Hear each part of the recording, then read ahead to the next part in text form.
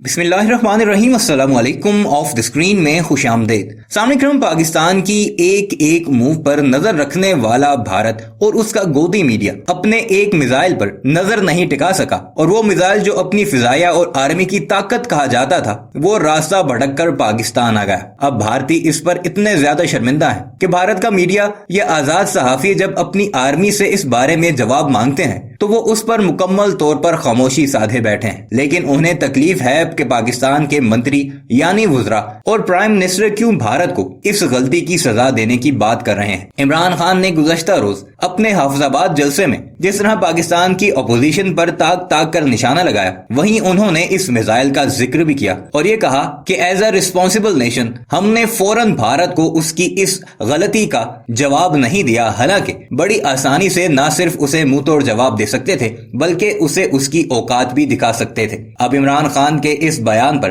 भारत का पूरा मीडिया चीखें मारता नजर आ रहा है कि हमने अपनी गलती मान ली है, हम शर्मिंदा हैं, लेकिन फिर भी पाकिस्तान का प्रधानमंत्री हमारे खिलाफ जलसों में इस तरह की बातें करके और एक नैरेटिव सेट करके अपनी अवाम को भारत के खिलाफ भड़का रहा है। भारतीय मीडिया का कहना है कि जिस तरह इमरान खान के मंत्री भारत को रोजाना कोई नई धमकियां देते हैं, ये खित्ते के अमन के लिए किसी भी तौर पर ठीक नहीं है। गुज़श्ता रोज पाकिस्तान के कई वुज़रा ने भारत से जवाब भी तलब किया था और पाकिस्तान के नेशनल सिक्योरिटी एडवाइजर ने प्रेस कॉन्फ्रेंस करके 7 सवालात भारत से पूछे थे, जिनसे अब भारत नजरें चुराता नजर आ रहा है। पाकिस्तान ने भारत के अंदर अदालती कार्रवाई पर एतराज उठाते हुए कहा था कि जहां ये मामला 2 मुल्कों का है वहां हमें तुम्हारे किसी भी अदालती कमीशन पर कोई एतमाद नहीं है। मुश्तरका अदालती कमीशन बनाया जाए जिसमें पाकिस्तान के नुमाइंदे भी शरीक हों, जो फिर भारतीय फौज से जाकर पूछेंगे कि इतनी बड़ी गलती तुमसे आखिर कैसे हो गई है। पाकिस्तान में उस वक्त कमर्शियल फ्लाइट्स भी उड़ रही थी जिसमें कई ममालिक की फ्लाइट्स थी और उसके साथ साथ पाकिस्तान की आबादी भी निशाना बन सकती थी, जिसका फिर खुमियाजा भारत को भुगतना पड़ सकता था। लेकिन भारत ने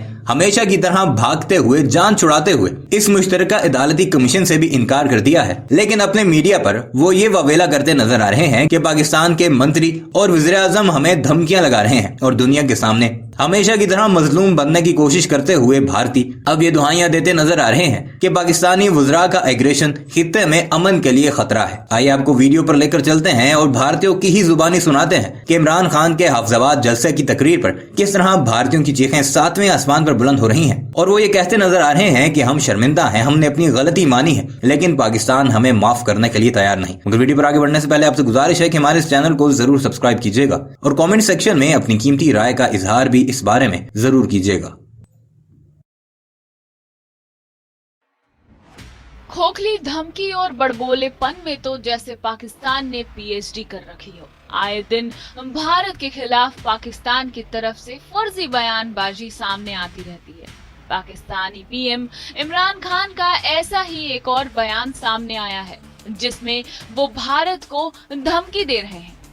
9 मार्च को भारतीय सेना की तरफ से एक मिसाइल फायर हो गई थी, जिसके बाद पाकिस्तान में खलबली मच गई थी और अब भारत की ओर से गलती से दागी गई मिसाइल पर इमरान खान ने भारत के खिलाफ खोखली धमकी दी है। दरअसल हफीजाबाद में रविवार को पाकिस्तान के प्रधानमंत्री एक संबोधन कर रहे थे। इसी संबोधन में मिसाइल का मसला उठाते हुए इमरान खान ने भारत को धमकी दी। इमरान खान ने कहा कि आप सब जानते हैं कि 9 मार्च को क्या हुआ। भारत की तरफ से हमारे देश पर एक मिसाइल दागी गई। हम चाहते तो उसी वक्त इसका जवाब दे सकते थे, लेकिन हमने होश से काम लिया। हफीजाबाद में इसी रैली के दौरान इमरान खान ने जो बातें कही, उसके अलावा पाकिस्तानी सेना की तरफ से कोई ऑफिशियल बयान इस मसले पर सामने नहीं आया है। लेकिन इमरान खान और उनके ज्यादातर मंत्री इस मसले को बेवजह तूल दे रहे हैं। इमरान खान और पाकिस्तान के बाकी मंत्रियों के बयान पर वहां के पत्रकार अंसार अब्बासी का कहना है कि ये लोग इस मामले का सियासी फायदा उठाना चाहते हैं। आपको बता दें कि 9 मार्च को भारतीय सेना की एक अनआर्म्ड मिसाइल यानी बिना हथियारों वाला प्रोजेक्टाइल गलती से फायर हो गई थी। ये मिसाइल करीब 261 किलोमीटर दूर पाकिस्तान के मियां चिन्नू इलाके में गिरी। हालांकि इसमें हथियार नहीं थे, जिसकी वजह से पाकिस्तान में कोई नुकसान नहीं हुआ। इधर भारत ने अपनी गलती मानते हुए high level court of inquiry के ऑर्डर जारी कर दिए थे। लेकिन प्रधानमंत्री इमरान खान और उनके मंत्री इस मसले को बेवजह तूल पर तूल दिए जा रहे हैं। पाकिस्तान के एक और जर्नलिस्ट मोहम्मद इब्राहिम काजी ने सोशल मीडिया पर दावा किया कि भारत से छोड़ी गई मिसाइल का नाम ब्रह्मोस है। इसकी रेंज 290 किलोमीटर है। इंडियन एयरफोर्स इसका स्टॉक राजस्थान के श्रीगंगानगर में रखती है।